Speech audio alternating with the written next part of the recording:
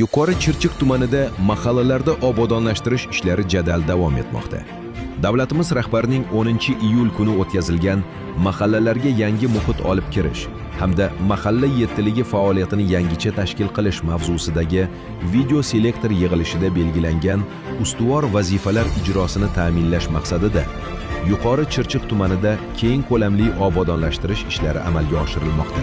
Tuman hokimi O'skenbay Atemov tinchlik va Iyik ota mahallalarida bo'lib, hududlarda olib borilayotgan ishlar bilan tanishdi hamda aholi uchun yanada qulay va ozoda muhit yaratish yuzasidan tegishli mutasaddilarga amaliy topshiriqlar berdi.